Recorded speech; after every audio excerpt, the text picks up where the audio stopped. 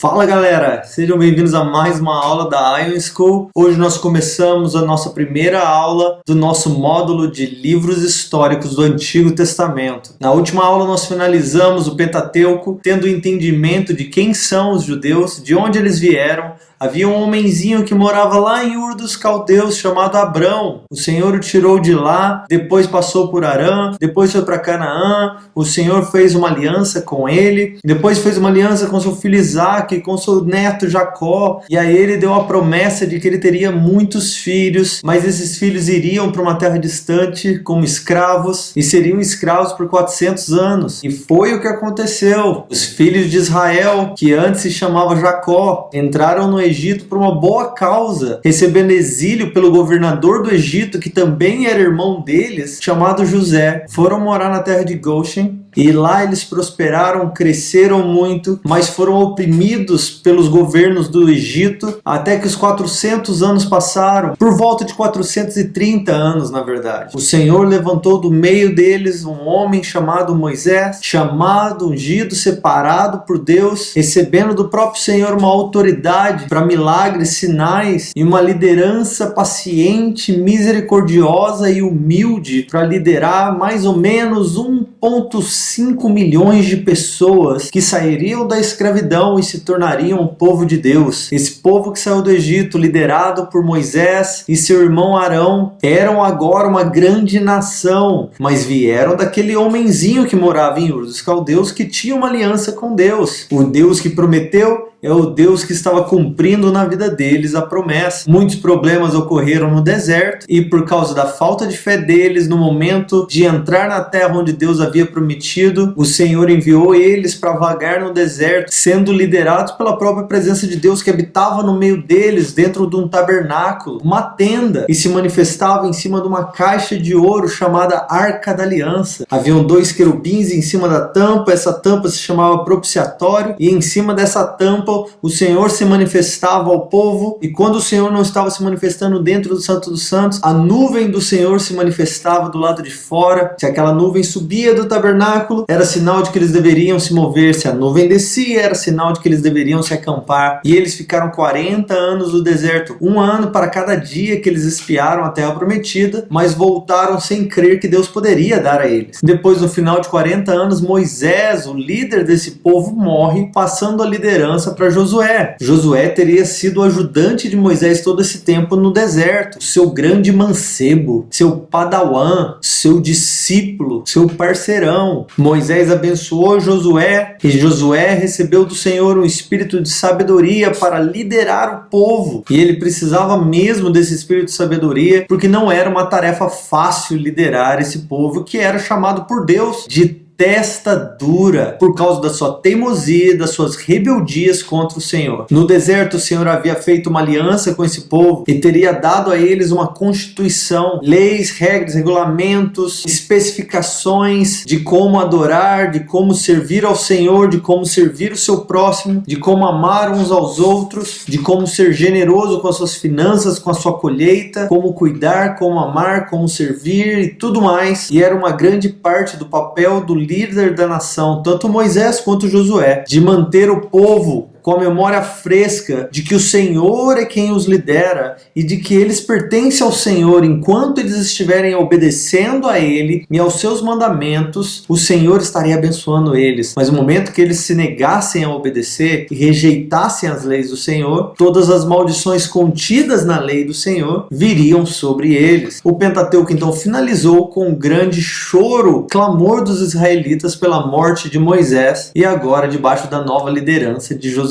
Na Tanakh, no cânon hebraico, o livro de Josué seria o primeiro rolo dos livros dos profetas. Caso você não tenha notado ainda, o nome de Josué não é o seu nome de nascimento, mas o nome de nascimento de Josué era Oséias. E é lá em Números capítulo 13 que vai nos contar que no meio dos espias que estavam indo sondar a terra lá em Cádiz, havia um homem da tribo de Efraim chamado Oséias. E de que este homem Oséias, Moisés passou a chamá-lo de Josué. Oséias significa salvação em hebraico, mas existe algo maravilhoso a respeito do nome de Josué. A raiz do nome de Josué no hebraico está diretamente ligada à raiz do nome de Jesus, Yehoshua, e Yeshua considerados como o mesmo nome. Então Oséias significa salvação, mas Yehoshua significa Jeová salva, ou Deus que salva, que é também o mesmo significado de Jesus no grego. Esse Josué, um profeta, líder da nação de Israel, levantado após Moisés, é um grande símbolo do Messias, que irá liderar o seu povo em uma grande guerra santa, na purificação e santificação de toda a terra, para que seus liderados adentrem no descanso do Senhor. A narrativa bíblica nos deixa muito claro que Josué era um grande estrategista, se não o maior dos estrategistas da Bíblia. Mas de todas as suas façanhas, de todas as suas vitórias, a sua única estratégia estava ligada na obediência do Senhor. Ele ia onde o Senhor o mandava, ele fazia o que o Senhor o pedia, e era assim que ele ganharia suas vitórias, e perderia somente quando o povo desobedecia ao Senhor. O nome do livro então, Josué, ou Yehoshua no hebraico, é chamado assim porque lá no capítulo 1, no comecinho da história, vai nos dizer que o Senhor falou a Josué depois da morte de Moisés, lá na terra de Moabe, antes deles adentrarem a terra que o Senhor havia prometido a eles. Então este livro vai seguir a história, os passos desse homem, Yehoshua, liderando o seu povo, o povo de Deus, para finalmente tomar posse daquilo que o Senhor havia prometido a eles. É bem razoável para nós deduzirmos que o livro teria sido escrito por Josué, já que desde o capítulo 1 nós vamos ver detalhes biográficos íntimos, coisas que somente Josué saberia, a não ser que ele tivesse contado esses detalhes para outras pessoas. Mas a tradição vai nos dizer que o autor desse livro é Josué. Além de que no capítulo 5, do 1 a 6, nós vamos ver passagens na primeira pessoa do plural, falando mais ou menos assim: no dia que o Senhor secou as águas do rio Jordão e nós cruzamos o rio Jordão a seco. Esse tipo de palavra só pode ser dita por alguém que estava presente no dia, uma testemunha primária dos fatos. Outro ponto para nos dizer que este livro não foi escrito muito longe da época de Josué, caso não tivesse sido escrito por ele, é de que os gibeonitas, um povo bem importante na história, na época em que esse livro foi escrito, eles ainda eram lenhadores e tiradores de água para os sacerdotes e para a comunidade de Israel. E a história vai nos dizer que eles estão fazendo isso até hoje, até o momento em que o livro foi escrito. Mas quando nós chegarmos lá em 2 Samuel, na época do rei Saul, nós vamos descobrir que esses gibeonitas já teriam sido massacrados e destruídos pelo rei Saul. Então este livro não poderia ter sido escrito muito posterior à época de Josué e dos juízes. Então, ao mesmo tempo que nós concordamos com a tradição dizendo Josué escreveu este livro, nós também precisamos concordar que houveram sim adições a este livro. Assim como aconteceu com o Pentateuco, que nós vamos ver a morte de Moisés, no livro de Josué nós também vamos ver a narrativa da morte de Josué. Josué não poderia ter escrito os fatos de sua morte e eventos posteriores à sua morte. Josué não poderia ter escrito, como no final do livro vai nos dizer, que o povo e os anciãos do povo, aqueles que haviam vivido mais do que Josué, teriam guardado a lei do Senhor, porque obviamente Josué não viu isso. Outros fatos que estão no livro de Josué que nós vamos ver que aconteceram depois de sua época são a tomada de Kiriat Arba por Otoniel, lá no capítulo 15, e a migração de uma parte da tribo de Dan, lá para o extremo norte, que está descrito no capítulo 19. Estes dois eventos só ocorreram depois da morte de Josué. Então é óbvio que eles teriam sido adicionados por outra pessoa. Josué teria sido o autor majoritário deste livro, mas algum outro autor teria adicionado algumas partes do livro, feito algumas pequenas adições. Josué também provavelmente escreveu esse livro no final da sua vida, porque existem vários relatos a respeito de uma variedade de coisas que o autor vai dizer, e eles estão assim até hoje, ou como é até hoje. Isso acontece no capítulo 4, no capítulo 5, no capítulo 7, no capítulo 8 e no capítulo 10. Então havia-se uma certa distância de tempo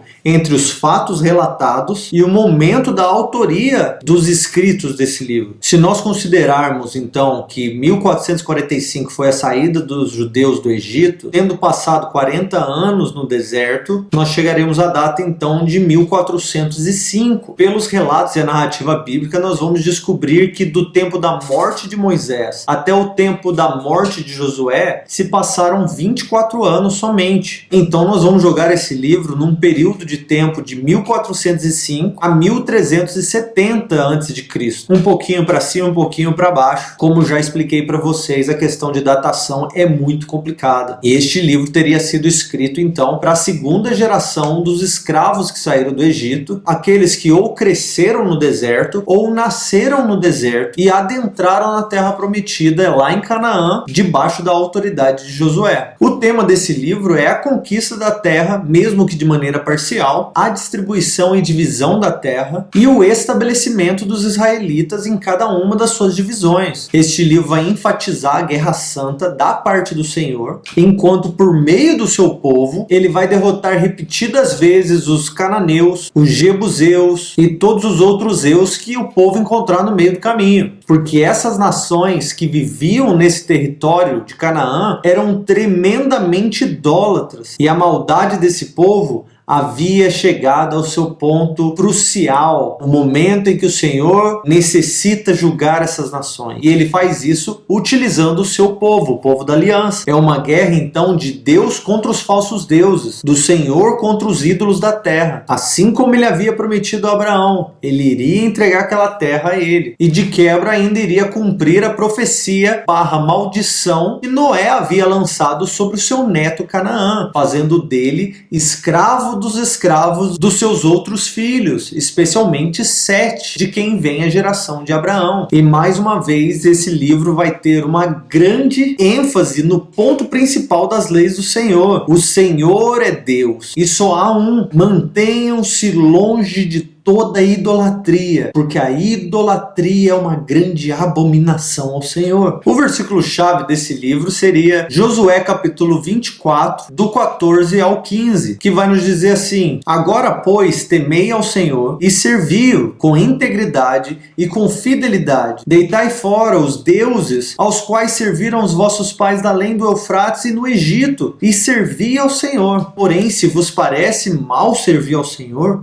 escolhei hoje a quem servais, se aos deuses a quem serviram vossos pais, que estavam da além do Eufrates, ou aos deuses dos amorreus em cujas terras habitais, seja lá qual for sua escolha, eu e minha casa serviremos ao Senhor. Nós vamos ver em que contexto esse versículo foi dado ao povo, mas ele já é parte do encerramento do livro. É uma exortação de Josué no final da sua vida, clamando ao povo: lembrem-se do que o Senhor fez e lembrem-se de quem é o Senhor. Se vocês decidirem hoje servir a Ele, façamos uma aliança. Mas se não, preparai, porque a ira do Senhor vai vir sobre vocês. Eu e minha casa serviremos a Ele. Quem vocês escolhem? E aí, fazendo um resumo muito simples desse livro, nós vamos dizer que a segunda geração, que sucedeu a geração dos ex-escravos que saíram do Egito, invadiu e tomou posse de Canaã, herdando a mesma terra que ele havia prometido a Abraão, há mais ou menos 500 anos atrás. Me faz lembrar de Lucas 18, quando Jesus diz: não fará justiça aos seus escolhidos que clamam a Ele dia e de noite, mesmo que pareça demorar. Pode até parecer que Ele está demorando para cumprir sua promessa, mas se Ele prometeu, Ele é fiel para cumprir, porque Ele mesmo e somente Ele tem um poder para cumprir. E nada pode deter nem Deus nem as suas promessas de se cumprirem, porque Deus não faz promessa que Ele não vá cumprir. Mas nós também podemos resumir o livro de Josué em 4 partes. Do capítulo 1, versículo 1 ao capítulo 5, versículo 12, nós vamos ver a preparação, a travessia do Rio Jordão, a circuncisão dos israelitas que nasceram no deserto e a primeira Páscoa já dentro da terra de Canaã. Do capítulo 5, versículo 13 até o capítulo 12, versículo 24, nós vamos ver a conquista parcial da terra. Do capítulo 13 ao capítulo 21, nós vamos ver a distribuição da terra e a organização administrativa de todo o reino. Do capítulo 22 ao capítulo 24, nós vamos ver um grande chamado à lealdade e à fidelidade ao Senhor e a renovação da aliança. Entrando no nosso esboço, então, nós vamos ver a introdução do livro do capítulo 1, versículo 1 ao capítulo 1, versículo 18. E nessa porção nós já vamos ver uma apresentação de todos os principais temas do livro, coisas como o entendimento de que Deus é o protagonista da história e é Ele quem está levando o seu povo povo e fazendo a sua obra no meio do seu povo. Nós vamos ver o chamado de Josué e o reconhecimento do povo à sua liderança, olhando para ele como um verdadeiro sucessor de Moisés, um líder levantado e endossado pelo próprio Deus. Nós vamos ver que Josué está a caminho de levar o seu povo para a terra prometida, segundo a promessa dos antepassados Abraão, Isaque e Jacó, e a mesma preocupação que Moisés tinha com a fidelidade ao Senhor, nós vamos ver também em todo este livro de Josué. As similaridades da liderança de Josué com a liderança de Moisés, e até mesmo os assuntos tratados dentro desse livro, fazem como alguns estudiosos até sugiram que Josué faça parte do Pentateuco, mas claro que sendo assim o nome não poderia ser Pentateuco, deveria então ser chamado de Hexateuco. Mas mais uma vez nós ficaremos com a tradição e o fato de que nenhum judeu nunca aceitou nem olhou para Josué como sendo parte do Pentateuco, mas que é similar.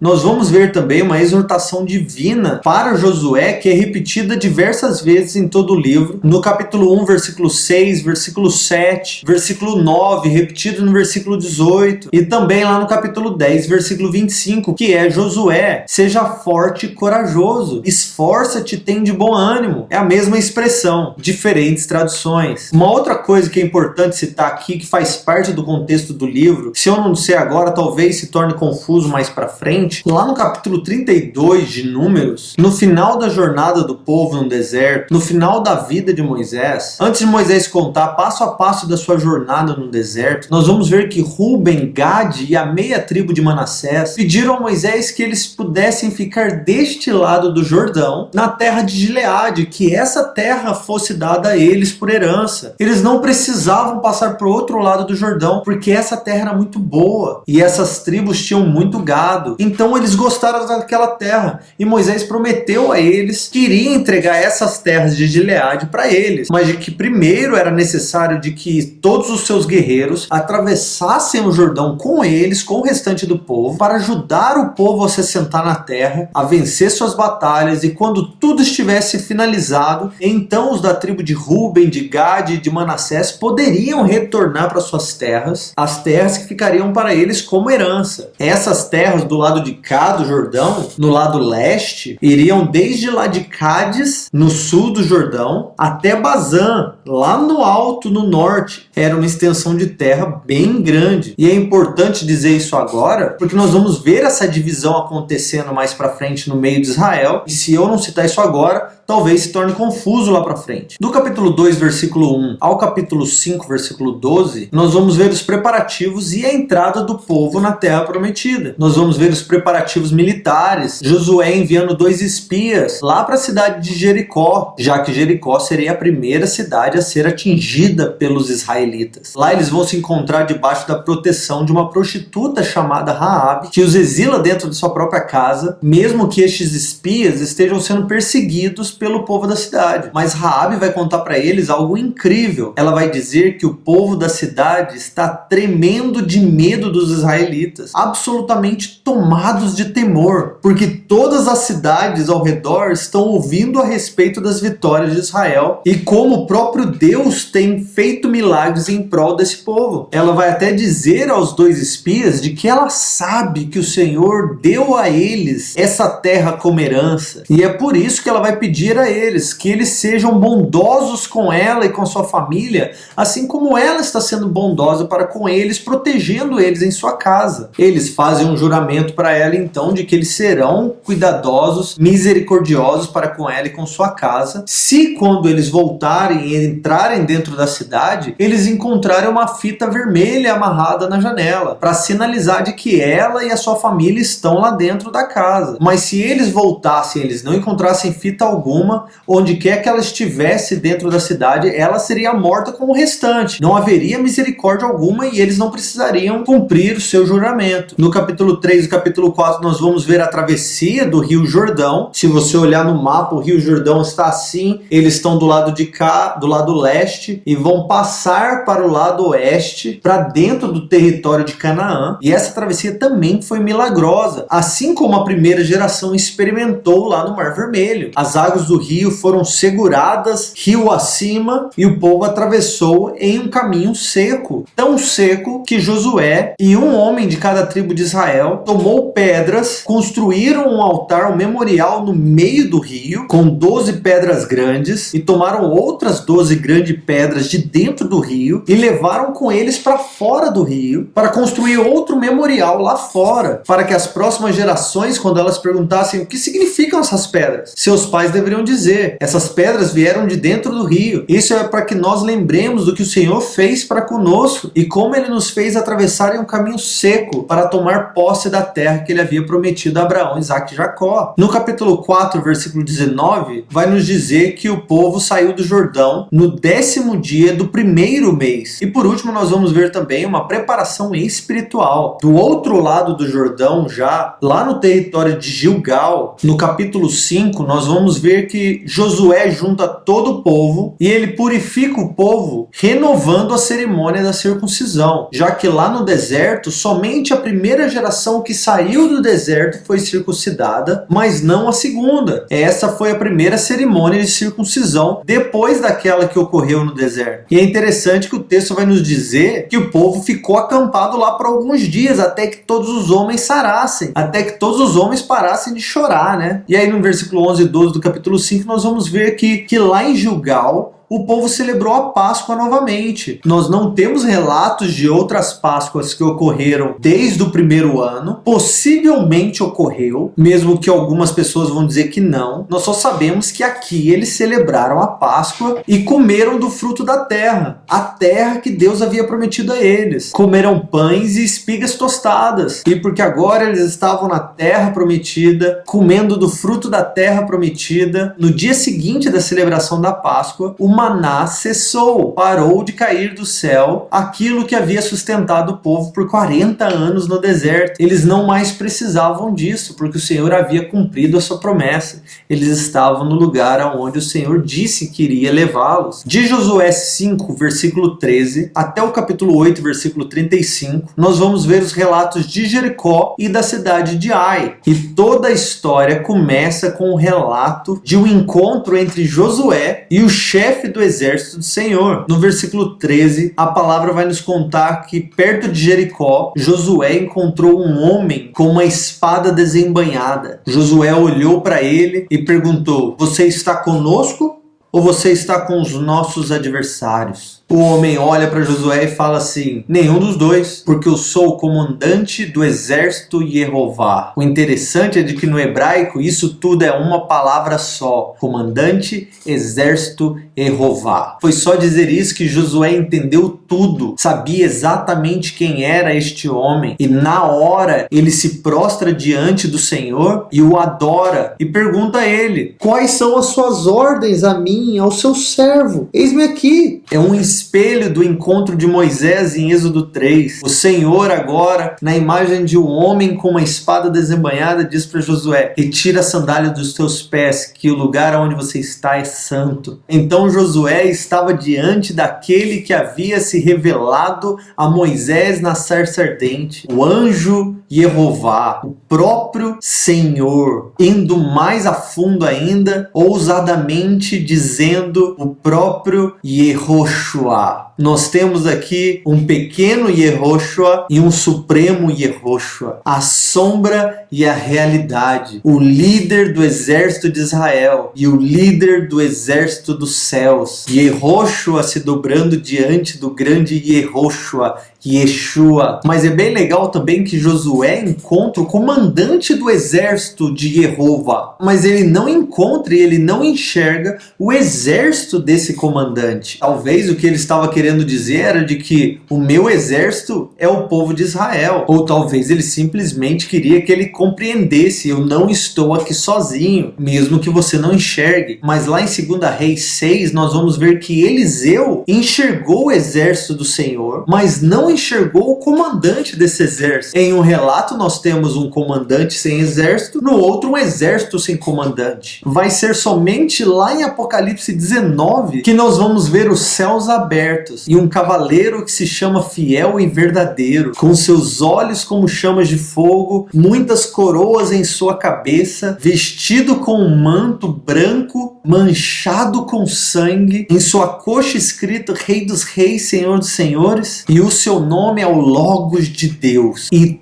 todos os exércitos dos céus o seguiam montados em seus cavalos e vestidos de roupas brancas. E o que é que o comandante dos céus irá fazer naquele dia? Livrar o seu povo e liderá-los à terra que o Senhor nos prometeu. O grande Yehoshua virá com seu exército. E aqui nós vemos o pequeno Yehoshua como símbolo das vitórias. E a sua pergunta ao homem com a espada desembainhada, o comandante: você está conosco ou com os nossos inimigos? É respondida de uma maneira que nós compreendamos. Não sou eu que estou com você ou com eles. A verdade é que qualquer um que não esteja comigo se torna um verdadeiro inimigo. E é aqui que o Senhor vai dar as instruções para Josué para a conquista de Jericó. Ele vai dar ordens ao povo de que é necessário que eles marchem uma vez por dia, por 7 dias, ao redor da cidade inteira de Jericó. E no 7º dia eles deveriam marchar 7 vezes ao redor da cidade, em silêncio. Ele também pediu que se fizessem trombetas de chifres para que os sacerdotes tocassem enquanto eles marchavam, e de que no último dia, depois de ter dado 7 voltas, os sacerdotes deveriam tocar suas trombetas com um toque prolongado, um toque de ataque, e que quando eles tocassem, o povo deveria gritar um brado de vitória, um brado de guerra. E foi exatamente o que o povo fez. Como o Senhor fez os muros caírem, nós não sabemos, mas de uma coisa nós temos certeza: o povo de Jericó estava tomado de terror. Imagine o povo de Jericó em cima dos muros, vendo Israel rodear eles dia após dia, tocando trombeta, marchando, esperando a hora que eles vão atacar. No último dia, eles tocam a trombeta de ataque. O povo grita igual naquele filme do Coração Valente.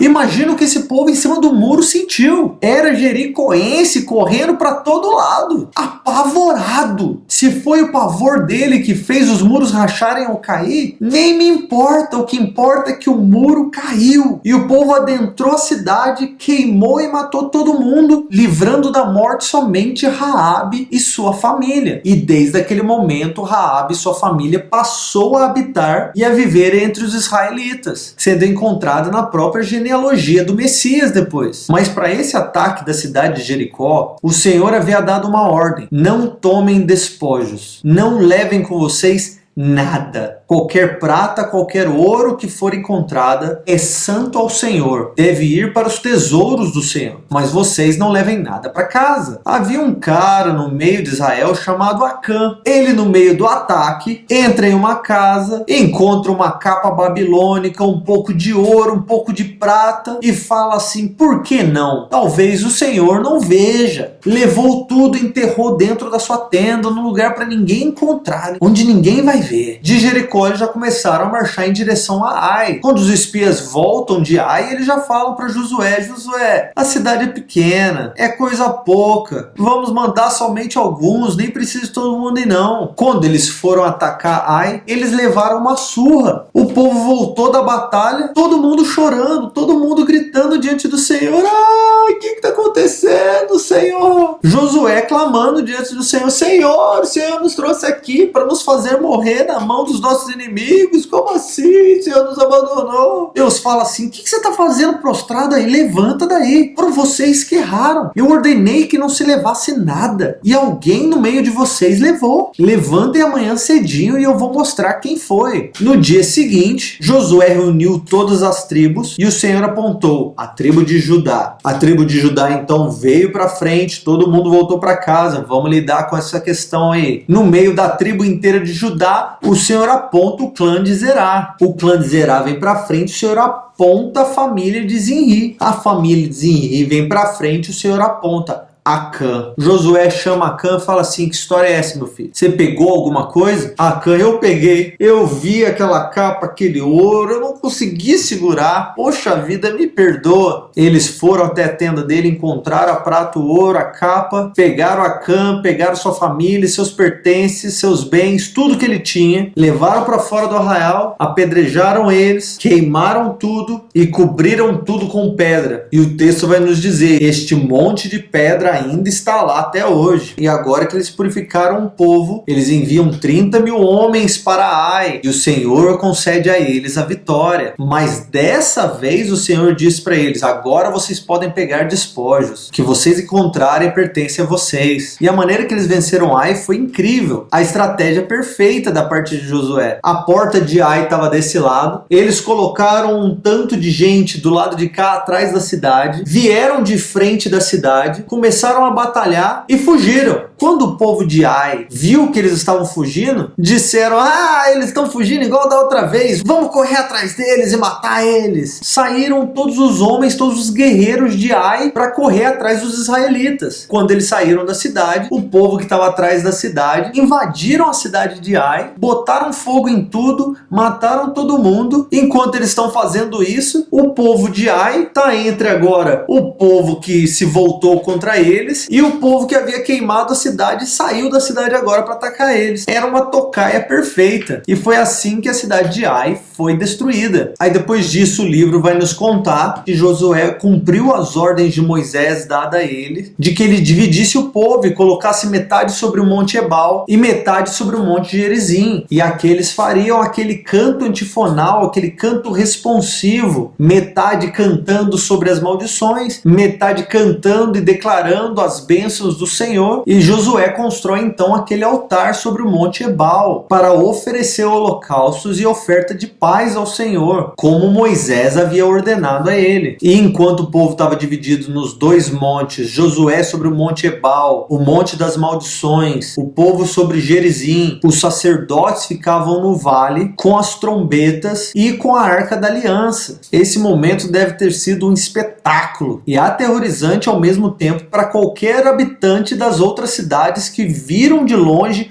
ou ouviram a respeito disso. Depois, em Josué 9, versículo 1, até o capítulo 10, versículo 43, nós vamos ver o ardil gibeonita e as suas consequências. Os gibeonitas da terra de Gibeão faziam parte daquela região que já seriam destruídas pelos israelitas. Amedrontados e tementes pelo que poderia acontecer com eles, os gibeonitas enviam aos israelitas emissários de paz, mas todos eles estavam vestidos com roupas velhas, com comida velha, com carroça velha, todos sujos, tudo maltrapilhos, esfolados, para enganar os israelitas da seguinte maneira. Eles chegaram aos israelitas: os israelitas: quem são vocês? Oh, meus senhores, nós viemos de uma terra muito distante e ouvimos falar o que Deus fez por vocês lá do outro lado do Jordão ainda, e nós saímos da nossa terra há muito tempo atrás para poder encontrar vocês, para trazer essas ofertas a vocês. Olha só, mas quando a gente saiu de casa, os pães estavam fresquinhos, estava tudo bonito, as nossas ofertas, a nossa roupa, mas olha só como é que nós já estamos. É porque a nossa terra é muito longe. Nós viemos para pedir a vocês: tenham misericórdia da nossa terra, porque nós não somos uma terra que vocês vão querer. Por favor, jurem que vocês vão ser bons com a gente, não vão matar os habitantes da nossa cidade. Que artimanha, hein? Quando eles disseram isso, Josué observou as roupas, as ofertas e disse: beleza, os caras vieram de longe, mas eles não consultaram ao Senhor. 3 dias depois eles descobriram: esses caras eram gibeonitas, daqui de perto, 15 minutos de Uber daqui. Moisés chamou os gibeonitas: que história é essa? Como assim? Ah, nós achamos que vocês iam nos matar. E a gente ia mesmo, mas porque nós juramos ao Senhor que nós iríamos fazer bem, nós não iríamos matar vocês, agora nós cumpriremos a nossa palavra. Mas a partir de hoje vocês se tornarão nossos servos, vocês irão cortar lenha e carregar água e tirar a água do poço para nós, para os sacerdotes, para os levitas, para toda a nação. Somente assim vocês sobreviverão. E mandou eles de volta para se prepararem para isso acontecer. Logo que aconteceu isso, a história se espalhou para todas as cidades. Os gibeonitas estão com Israel. E Gibeão era uma cidade grande, uma cidade potente. Todos os seus homens eram guerreiros. E quando os reis de Jerusalém, o rei de Hebron, o rei de Jarmute, o rei de Laques, o rei de Eglon, ouviram falar que Gibeão havia se aliado a Israel, eles ficaram loucos. Vamos lá matar Estraíra, vamos lá invadir Gibeão. Os gibeonitas mandaram chamar Israel: lembrem-se de sua promessa para conosco. Israel veio então para lutar contra esses 5 reis, e no meio da batalha o próprio Senhor entra no meio e fala aqui não. E mandou uma chuva de pedras grandes sobre eles, ao ponto de que mais pessoas morreram pela chuva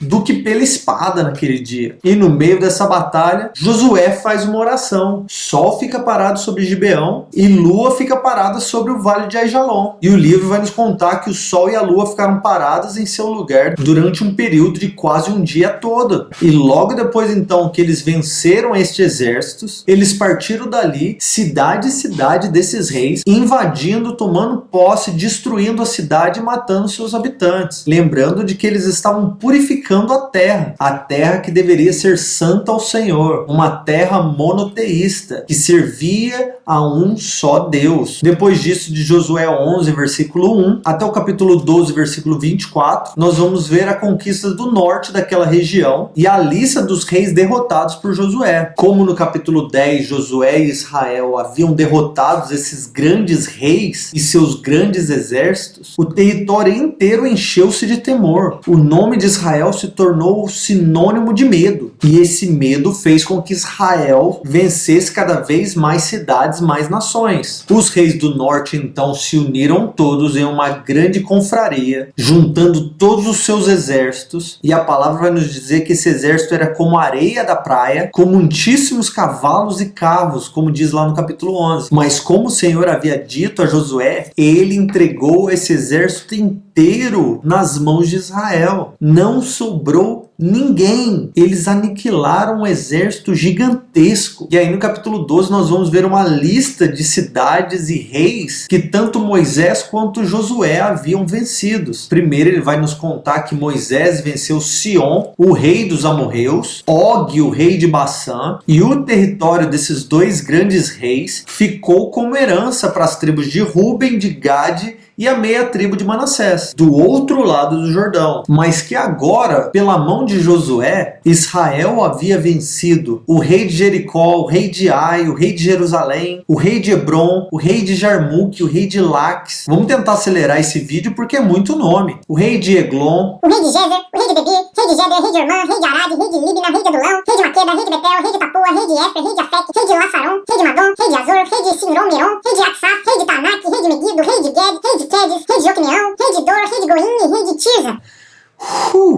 31 reis ao todo. Rei pra caramba, hein? O Senhor realmente estava entregando aquele território nas mãos de Israel. Depois de Josué 13, versículo 1, até 21, versículo 45, nós vamos ver a distribuição da terra de Israel. Nesse momento vai ficar claro que Josué já era um idoso, já era de idade, e era necessário que ele dividisse a terra e abençoasse o povo antes que ele morresse. Aí no versículo 14 nós vamos ver que Caleb veio falar com Josué. Caleb ficou meio escondido em toda a história, agora ele aparece 45 anos depois daquele relato lá de Cádiz, quando ele e Josué permaneceram diante do Senhor fiéis. Caleb, também já idoso, porém um grande guerreiro, vira para Josué e diz: eu quero o lugar que havia sido prometido para mim pelo próprio Senhor a Moisés, me dê por herança a mim e aos meus descendentes, que eu estou pronto para ir lá conquistar. E qual é a porção de terra que ele queria? A mesma porção de terra que o povo, os espiões, quando foram visitar a terra 45 anos atrás, viram e temeram seus habitantes, dizendo que não era capaz de vencê-los. Caleb, 45 anos mais velho, diz assim: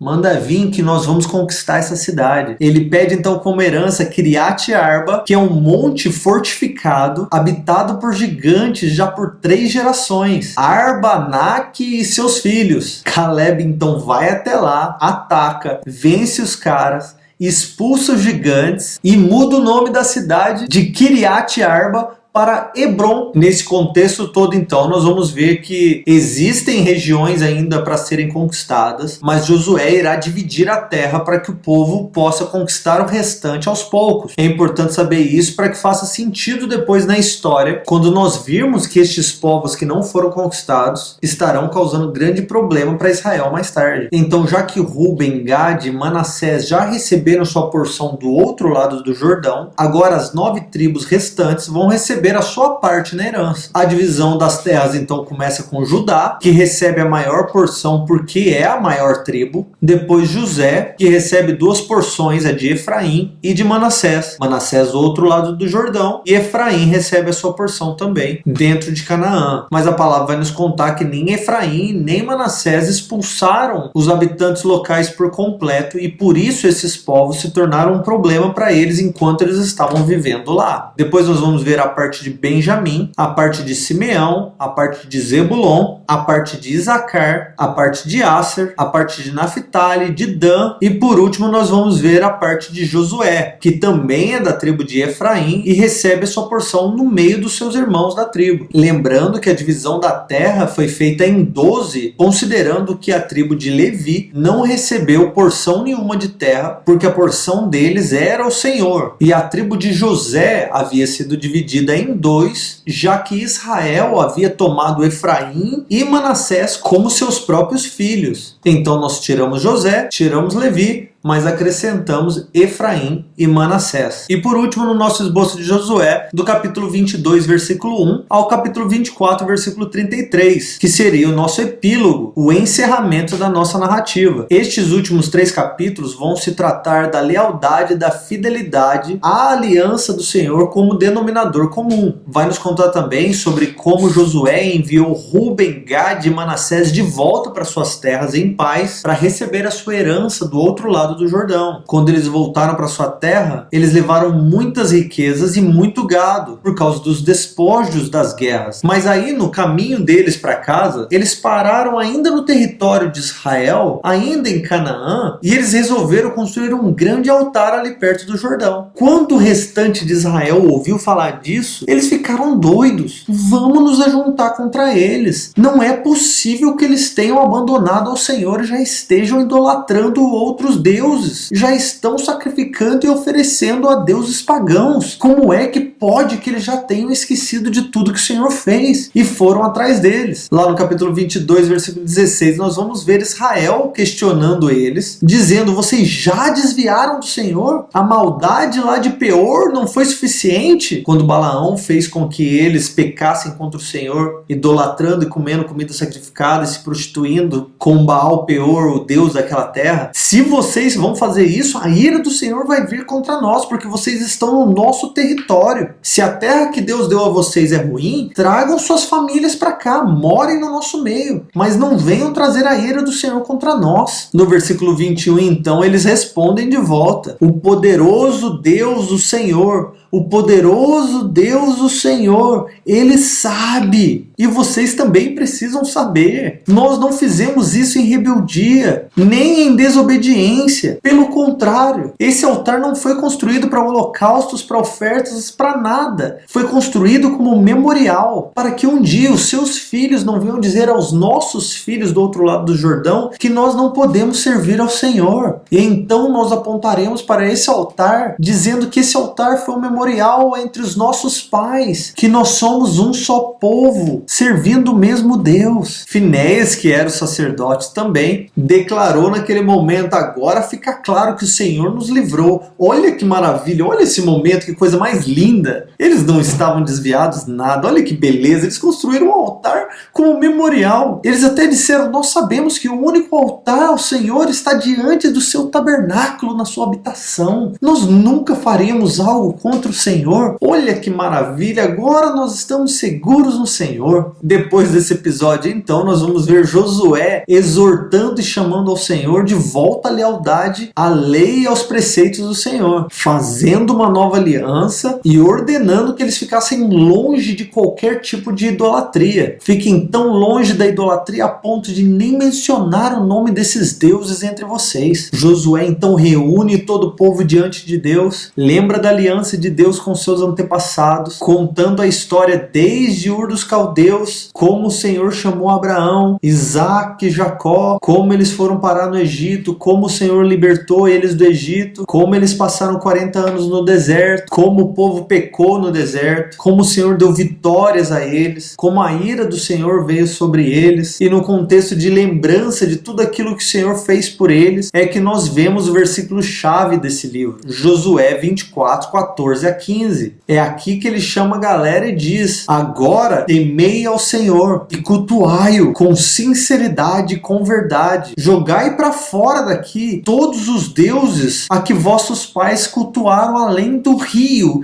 e do Egito. Esse além do rio, ele está falando do Eufrates, ele está falando de Ur dos Caldeus. Deixem para trás todos os deuses que os nossos pais adoraram e os deuses que nós adoramos também, mas cultuai ao Senhor. Mas agora, se vos parece mal servir ao Senhor, escolhei hoje a quem vocês irão cultuar. Se os deuses a quem vossos pais estavam além do rio, em Ur dos Caldeus, cultuavam, ou os deuses dos amorreus em cuja terra habitais, seja lá o que vocês escolherem. Eu e minha casa serviremos ao Senhor. Quando Josué diz isso, o povo começa a gritar: nós jamais abandonaríamos ao Senhor, nós iremos servir ao Senhor também, porque Ele é o Senhor, Ele é o nosso Deus, nós nunca serviremos outros deuses. Josué dá um tapa na orelha deles: vocês não têm capacidade para servir ao Senhor, vocês não vão dar conta. Eles dizem: vamos dar sim, nós vamos servir ao Senhor. Josué: então beleza, então vem pra cá, vocês são testemunhas entre eu e vocês. Se vocês vão servir ao Senhor, joguem fora todos os ídolos que estão no meio de vocês. O povo aceitou o desafio. Josué escreveu todas essas palavras no livro da lei do Senhor, pegou 2 pedras grandes, escreveu nelas como testemunho e memorial para as próximas gerações, para que eles sempre lembrassem que eles decidiram escolher adorar e servir ao Senhor naquele dia. E depois que ele fez isso, ele mandou cada um para sua terra, para que eles pudessem descansar até que eles se movimentassem para atacar e conquistar as terras que ainda faltavam ser conquistadas. No capítulo 24, versículo 29, nós vamos ver que Josué morreu com 110 anos, em boa velhice, e de que Israel serviu ao Senhor todos os dias debaixo da liderança de Josué, e eles enterraram Josué na sua porção de terra lá no meio da tribo de Efraim, que era a sua tribo. Os ossos de José também, que eles carregaram desde o dia que eles saíram do Egito, foram enterrados também em Siquém, entre o vale de Ebal e o vale de Gezirim, aqueles 2 montes da bênção e da maldição, num terreno que Jacó havia comprado. Eleazar, sumo sacerdote e pai de Finéias, também morre e também é enterrado na terra de Efraim, mesmo ele sendo levita. A primeira geração inteira que saiu do Egito morreu, e a segunda geração se estabeleceu dentro da terra que o Senhor havia prometido a eles. Ainda faltam alguns territórios a serem conquistados para guerrear e tomar, mas nesse momento o povo está em aliança com o Senhor, as tribos estão em suas porções de terra descansando. Quem irá liderar o povo de Deus a partir de agora e quem falará pelo Senhor, nós ainda iremos descobrir, mas por agora resta-nos afirmar: o Senhor cumpriu sua promessa a Israel. E é assim que nós finalizamos o livro de Josué, e nós nos veremos na próxima aula, se Deus assim quiser. Deus te abençoe.